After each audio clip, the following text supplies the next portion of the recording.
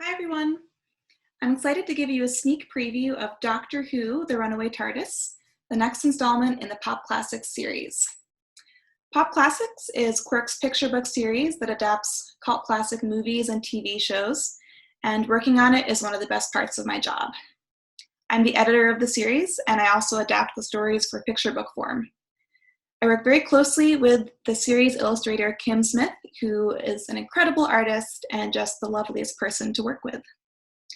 So Doctor Who, The Runaway TARDIS is really exciting because it's an original story set in the Doctor Who universe. I've been watching Doctor Who since I was in high school, and so getting the chance to play in this world was just a dream come true and something that I never imagined being lucky enough to do. The story stars the 13th Doctor, played by Jodie Whittaker, and an original child character named Lizzie.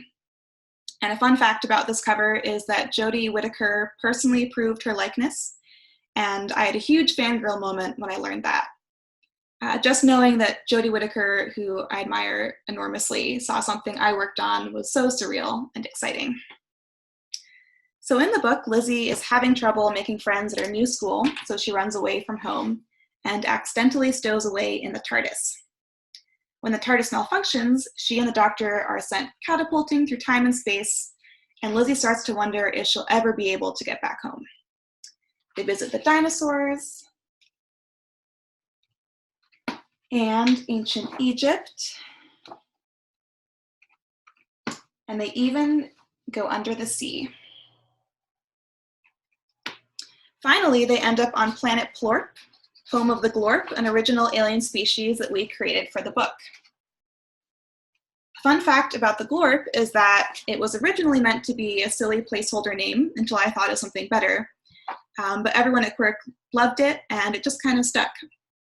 I also always keep in mind that these books will most often be read aloud, and I just love the thought of parents having to keep Glorp, Plorp, and Blorp, which is the name of the youngest alien, straight.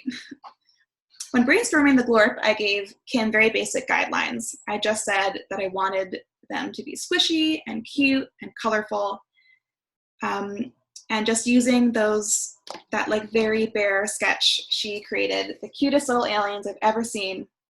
This is them on the back cover going through Lizzie's backpack.